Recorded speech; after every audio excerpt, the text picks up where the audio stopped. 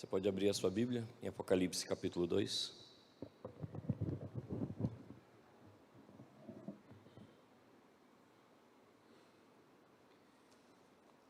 Eu queria que você tivesse com a sua Bíblia aberta ao seu lado, enquanto nós passeamos por esses versículos, enquanto nós observamos o que Deus tem a dizer para nós, quanto a essa igreja, a igreja de Esmirna.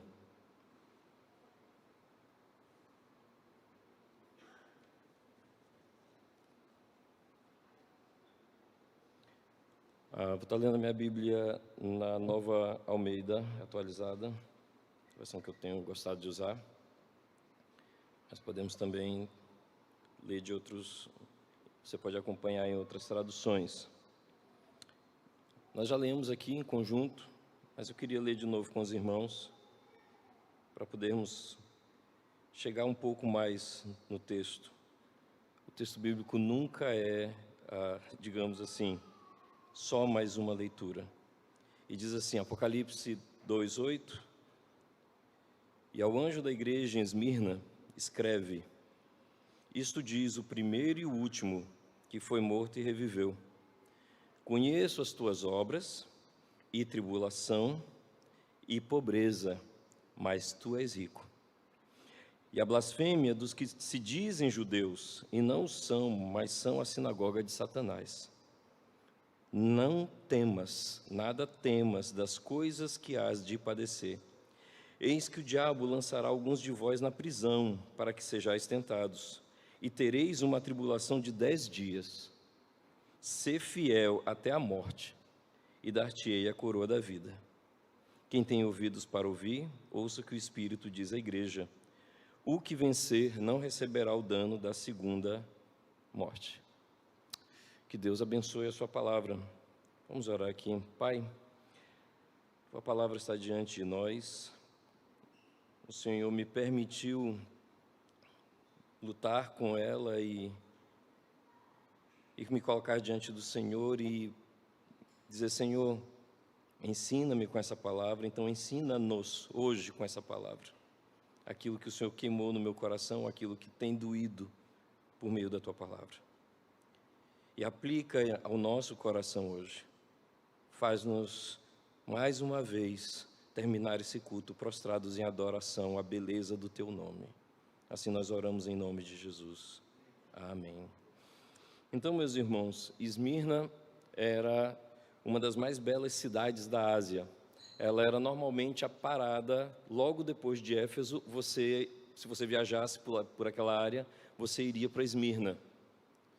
Uma coisa interessante é que se você esteve aqui na semana passada e se você leu sobre a carta de Éfeso, você sabe que Éfeso é uma igreja que está morrendo. E ela está morrendo naquilo que é o mais importante para o cristão, o primeiro amor. Éfeso é uma igreja que se perdeu naquilo que é mais importante, que é um alerta tremendo para nós.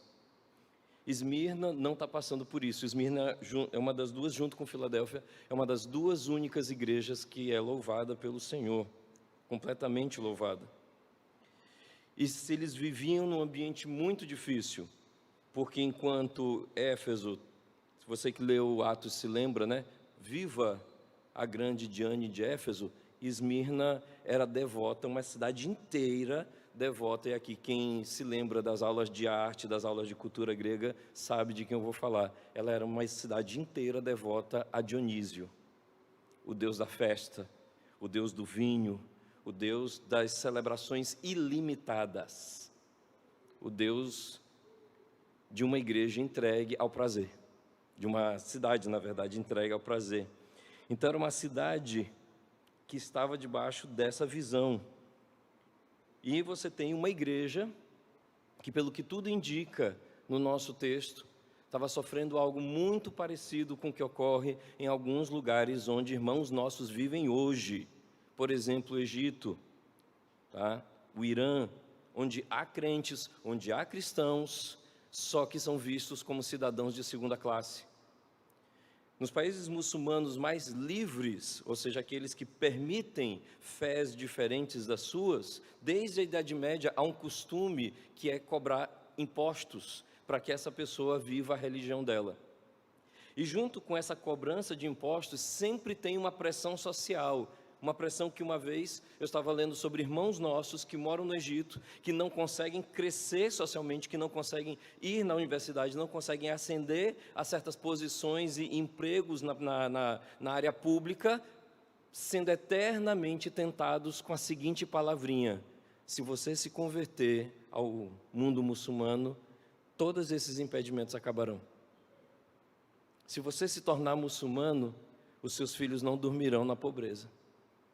Se você se tornar muçulmano, a vida de vocês irá mudar. Se você deixar o cristianismo e passar para o nosso grupo, tudo que está acontecendo, toda essa pressão, ela vai acabar e você poderá respirar livre. Meus irmãos, que promessa tentadora. Quando você chega em casa e vê seu filho com fome.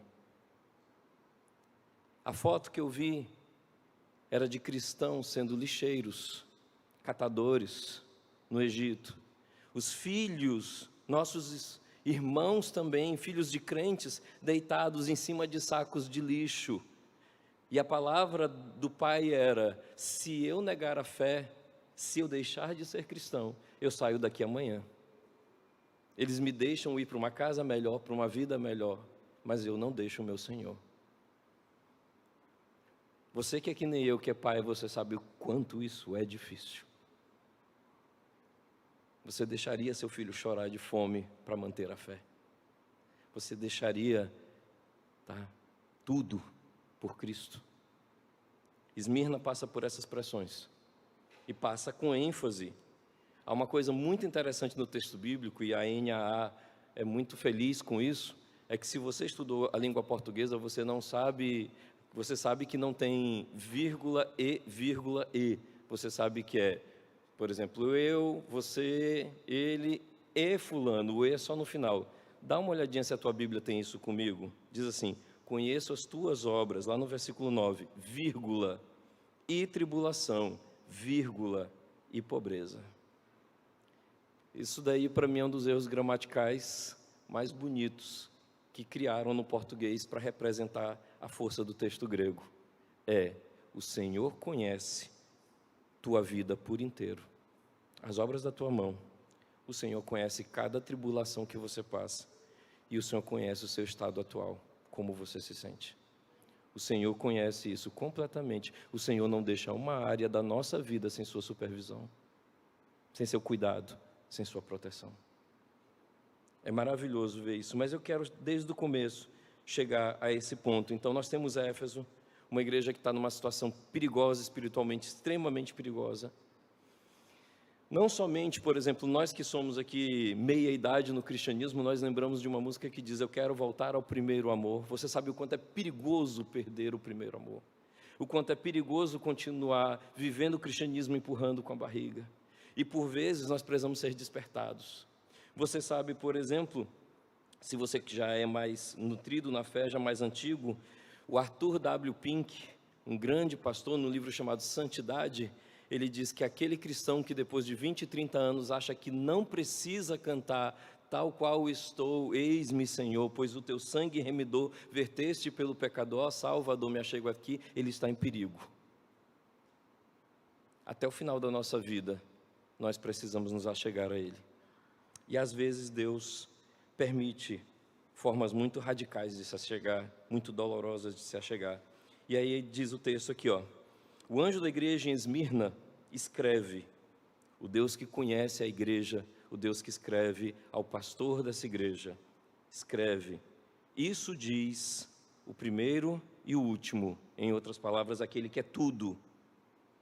É a divindade de Cristo, aquele que existe sobre todas as coisas, o primeiro e o último, aquele que está sobre tudo, que foi morto e reviveu.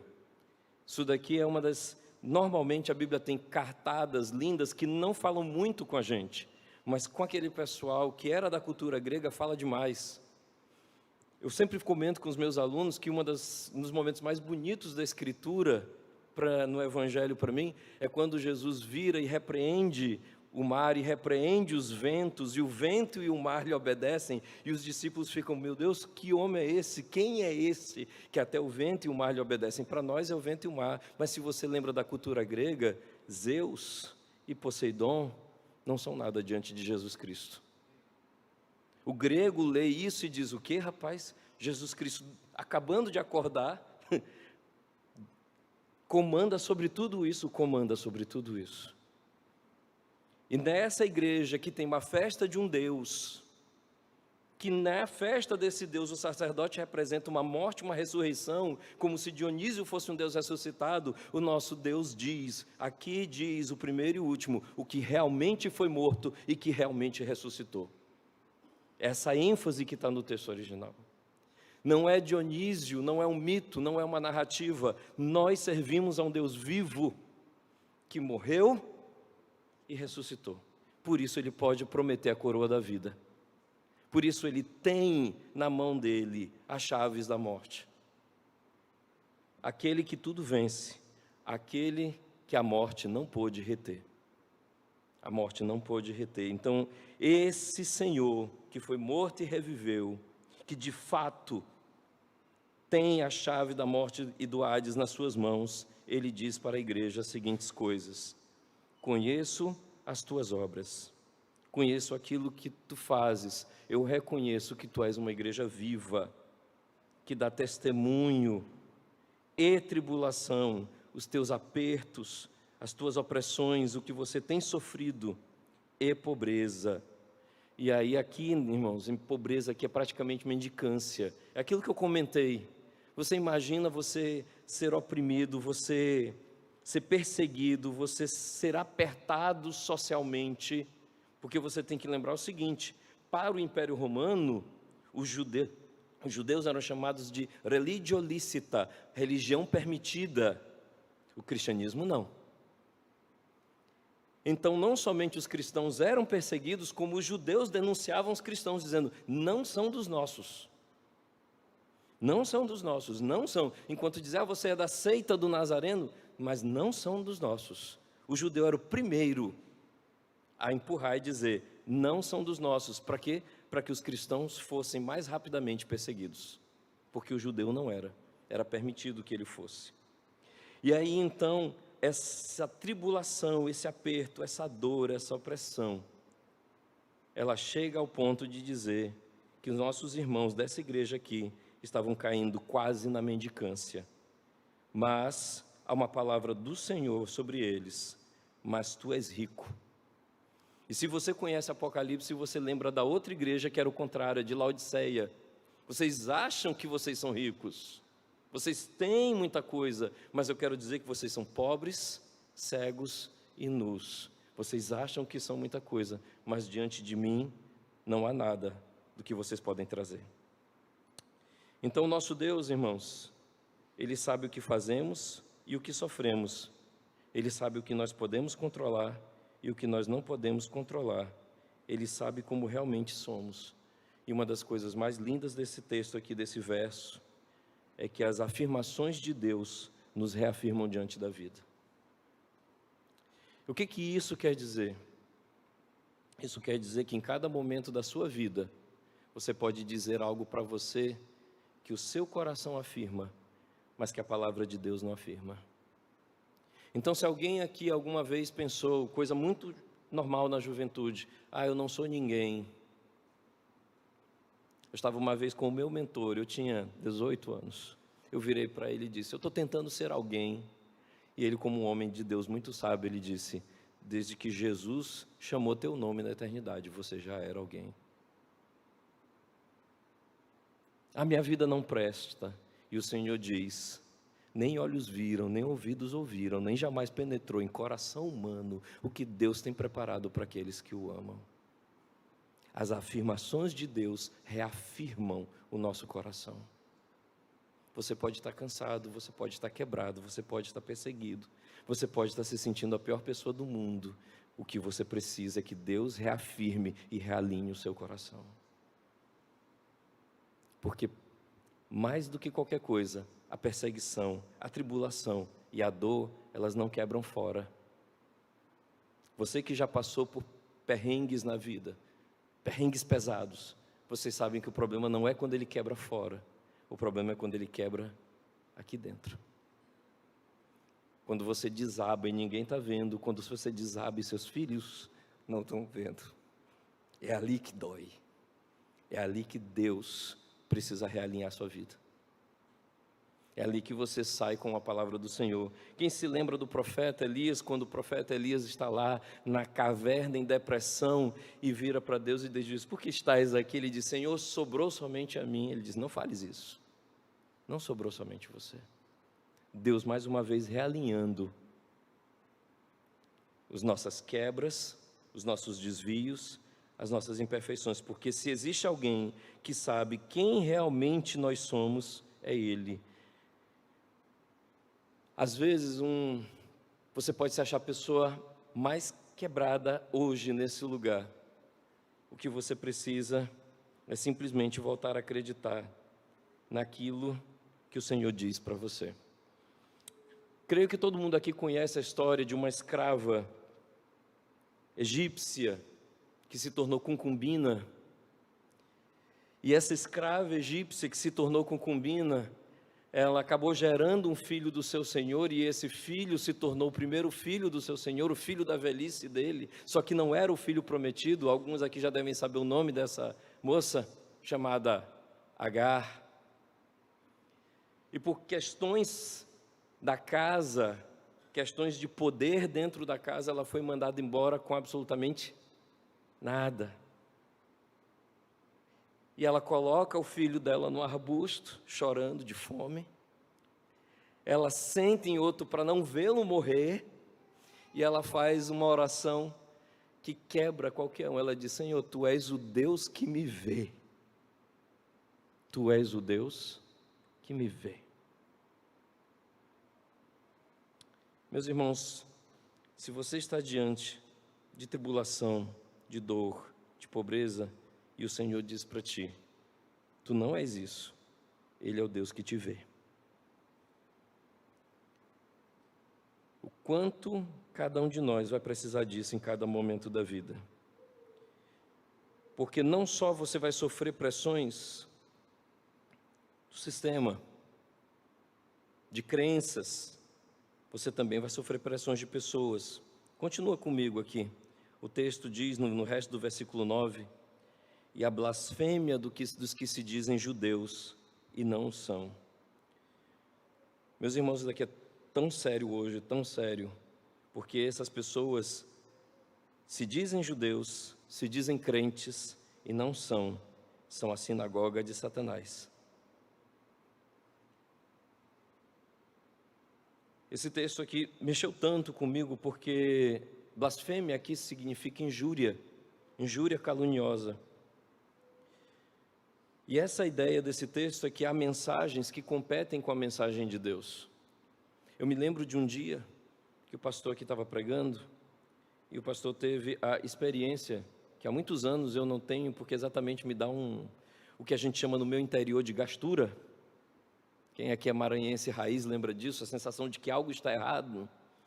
Foi quando o pastor saiu trocando de canal e passou de pastor por pastor na televisão.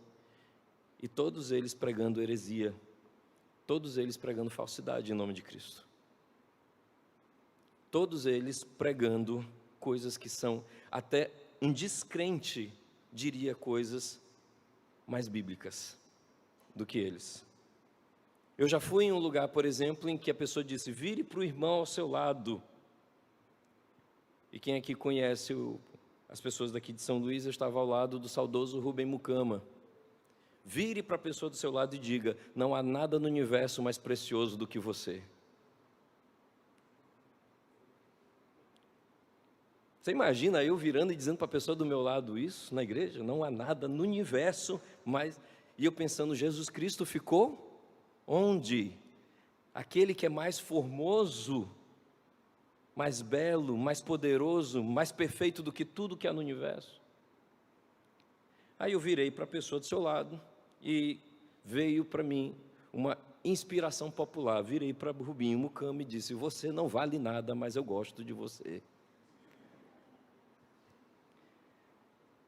Em outras palavras, meus irmãos, quando a mensagem que você tem é a sinagoga de Satanás, até a cultura popular soa mais bíblica. Até a cultura popular soa mais bíblica quando a mensagem que você tem é a sinagoga de Satanás.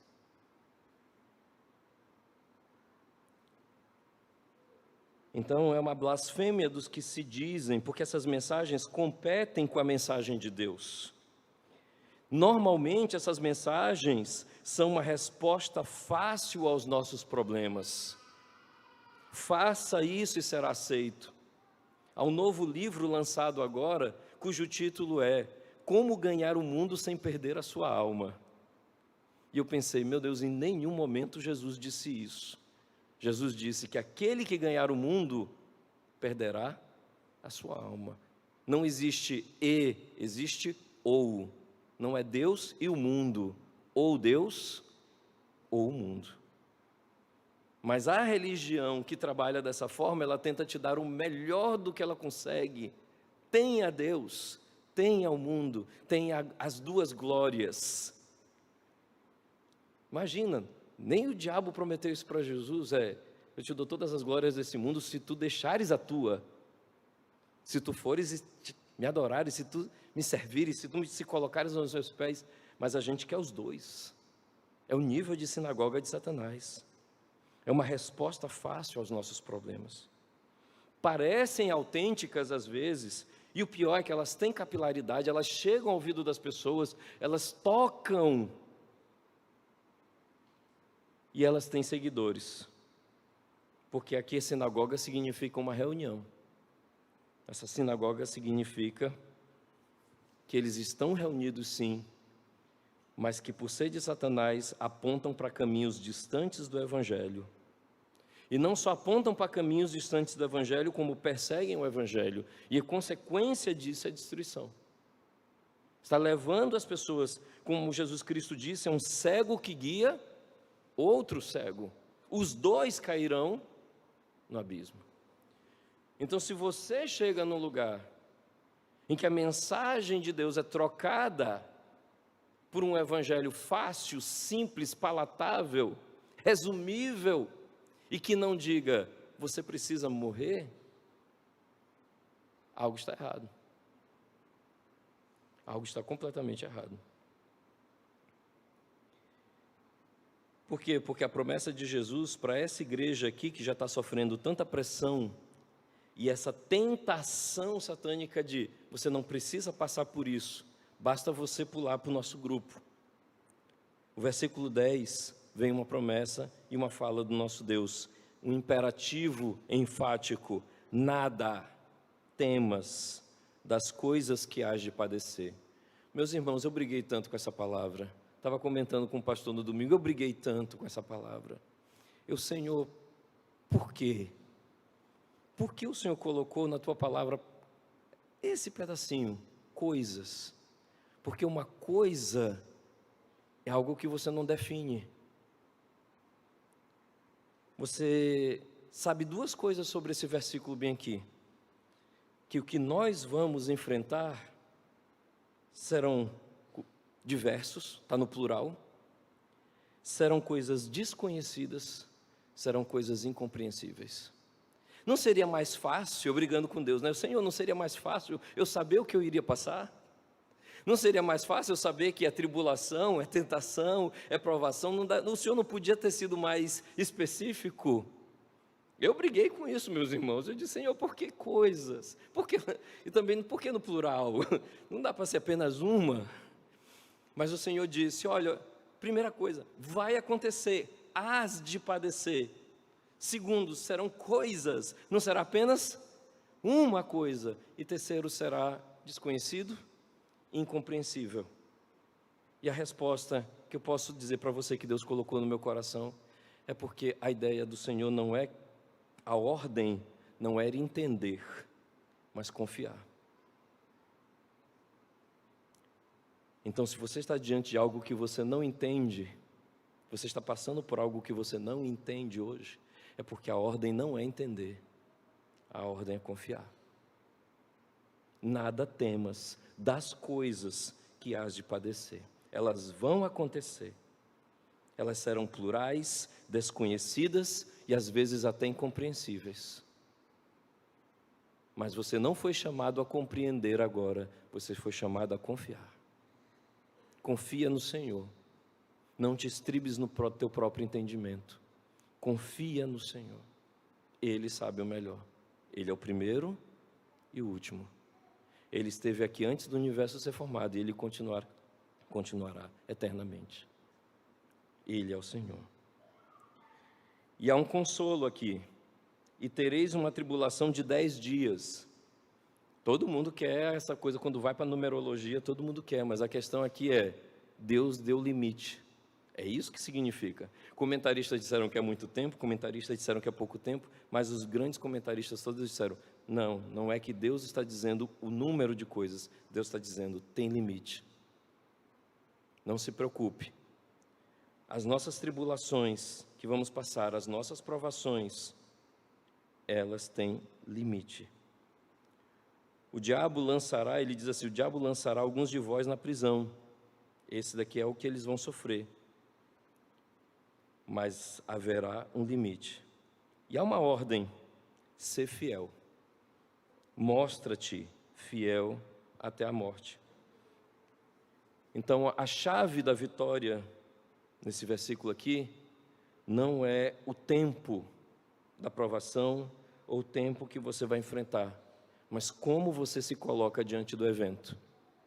E é muito interessante, porque o personagem mais conhecido da igreja de Esmirna, a igreja de Esmirna foi uma igreja que durou muito.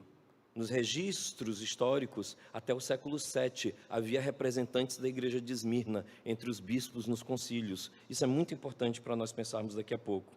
Mas o personagem mais importante na história da igreja de Esmirna foi o grande bispo Policarpo.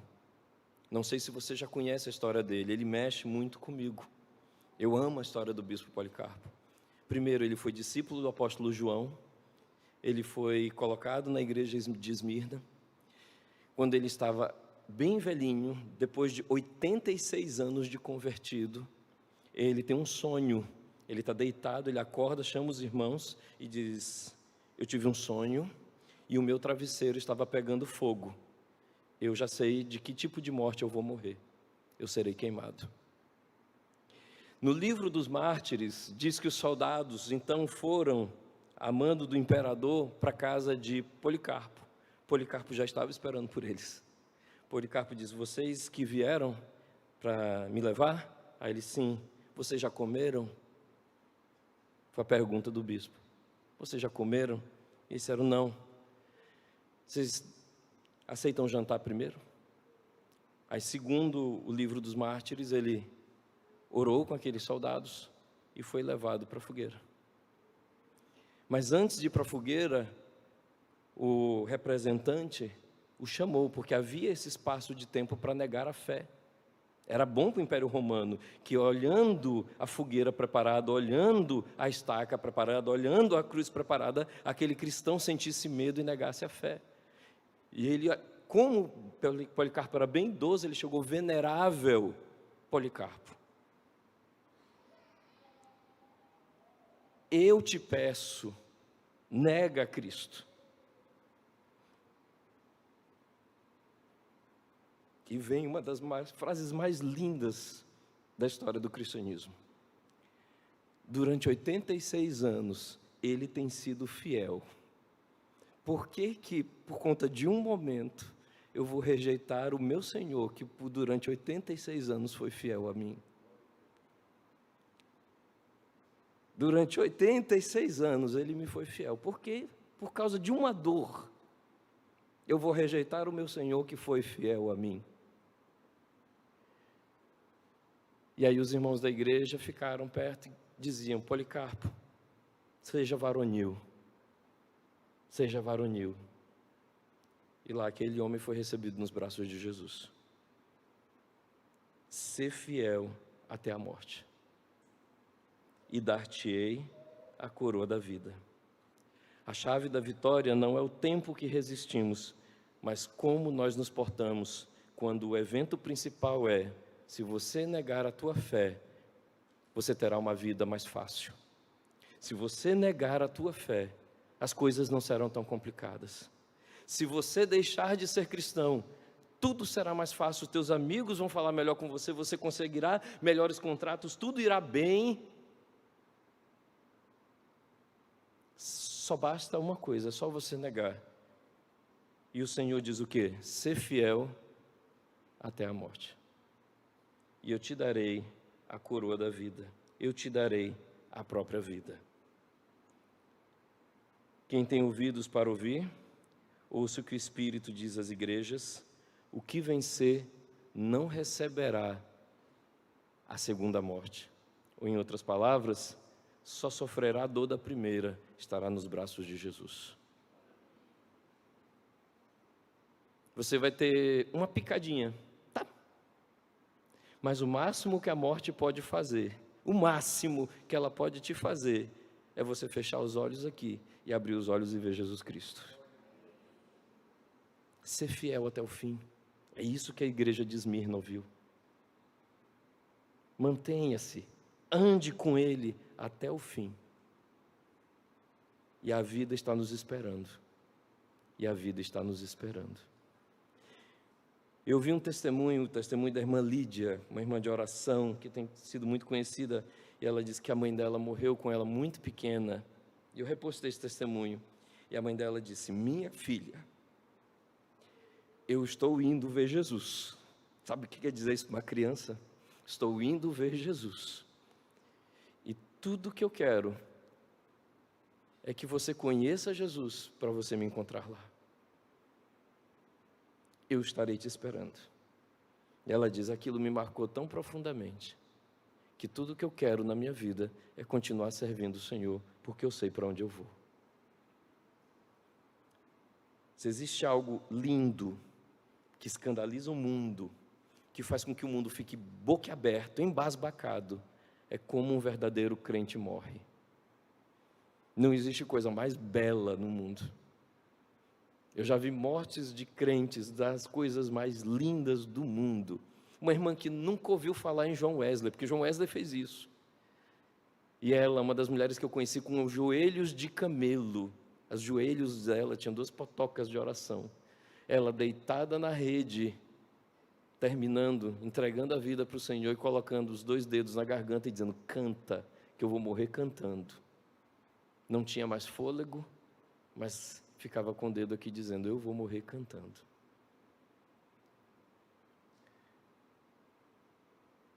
O meu tio-avô chamou o filho, também pastor, e disse: filho, eu vou orar. Quando a minha oração parar, você continue, para que ela não chegue a Deus incompleta. Quando ele parou de falar, o filho dele continuou. Quando disse amém, ele já tinha partido. Meus irmãos, como eu sonho morrer assim, fiel para encontrar o meu Deus, o meu rei que morreu por mim. Ao que vencer, esse conquistou o medo, esse conquistou a dor, esse conquistou a verdadeira vitória. Ele não sofrerá o dano da segunda morte. Um jovem influencer do YouTube, ele costuma entrevistar milionários. E ele entrevistou um bilionário. E ele virou para ele e diz assim: como você conseguiu sua fortuna? Ele vai falando, ele disse: o que você gostaria hoje? Aí ele virou para o rapaz e disse: eu gostaria de fazer um negócio com você. Eu trocaria metade da minha fortuna, 11 bilhões de dólares, pela sua idade.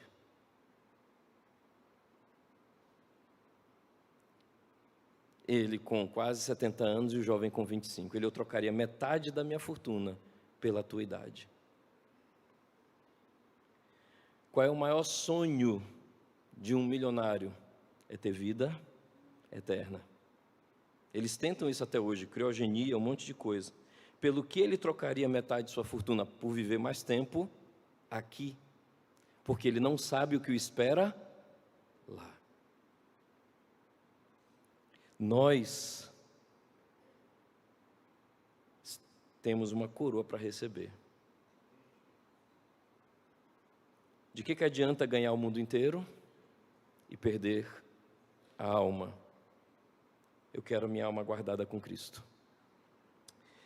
Alguns princípios sobre esse texto que são maravilhosos para nós. Primeiro princípio: as afirmações de Deus nos reafirmam e nos realinham diante da vida. Quando você pensar que você é muita coisa, leia a palavra de Deus, ela vai dizer: você é um pecador que precisa de salvação. Quando você achar que você não é nada, leia a palavra de Deus, ela vai dizer: você foi criado por mim, pelas minhas mãos. Quando você imaginar que você não é amado, e eu digo para vocês, aos 16 anos eu li um texto da Bíblia, esse texto mexe comigo absurdamente. Você sabe que todo menino de 16 anos é meio revoltado? É bom que seja de certa forma. E eu fiquei brincando com meus colegas, dizendo que Deus tinha tatuagem. Então, 2 textos na Bíblia que falam sobre isso. Mas eu brincava com isso, mas esse texto até hoje é um dos meus textos de consolo, onde diz em Isaías: vocês não sabem?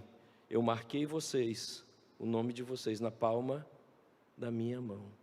O meu nome está escrito lá. O seu nome, se você é um crente, está escrito lá.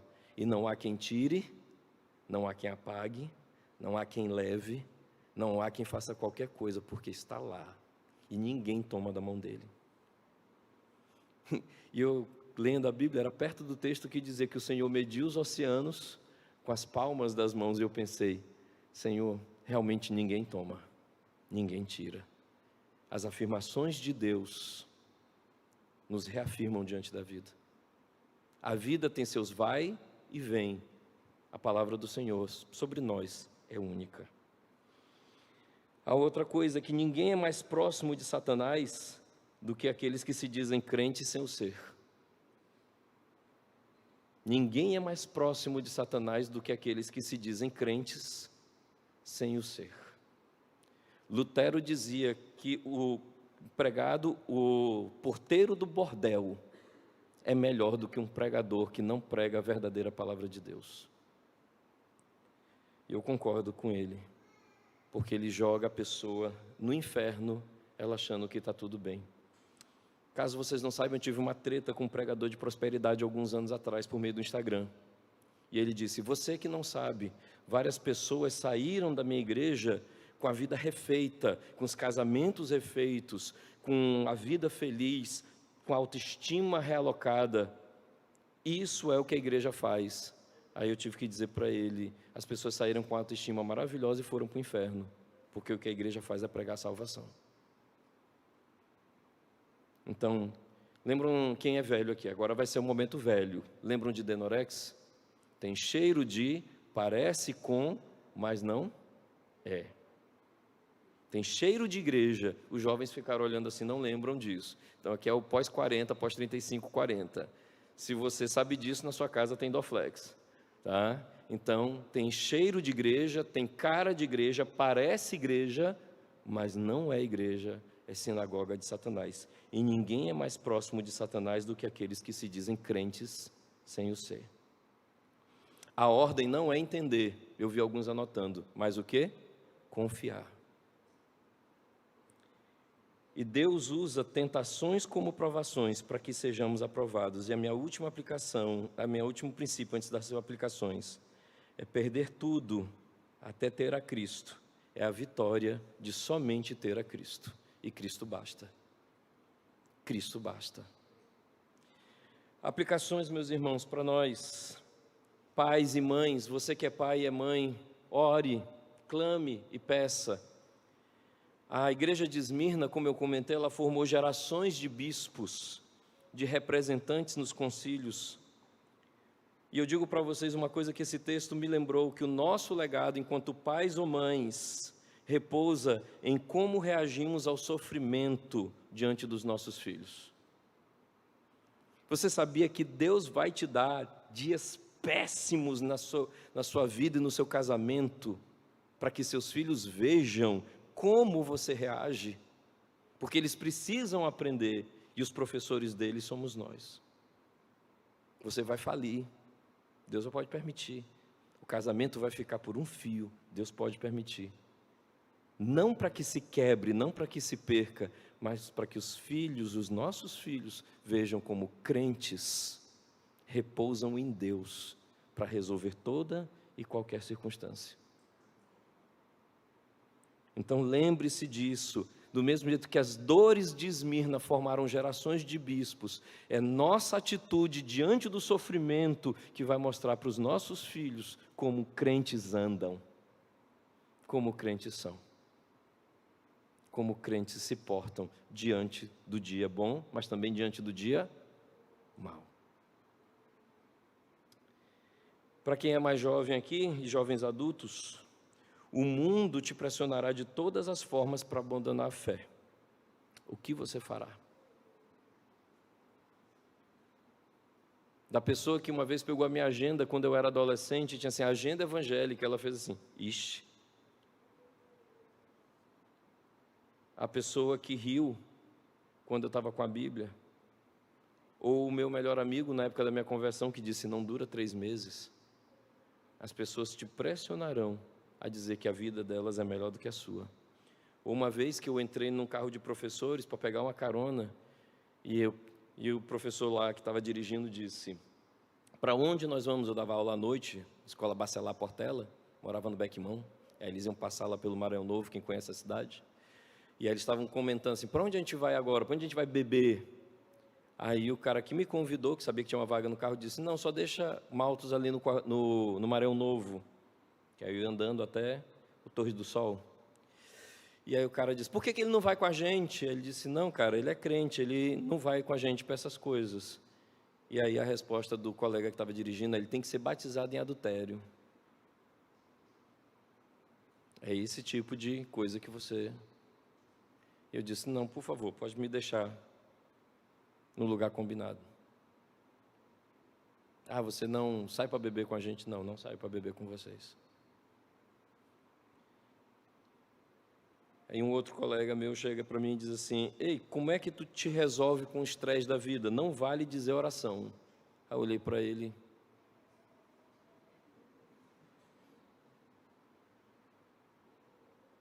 Me desculpa. Eu só tenho a resposta, é oração. Então o mundo te pressionará de todas as formas para abandonar a fé. O que você fará? O que você fará, meu irmão, minha irmã, no dia da dor? O que você fará no dia do aperto, da situação difícil?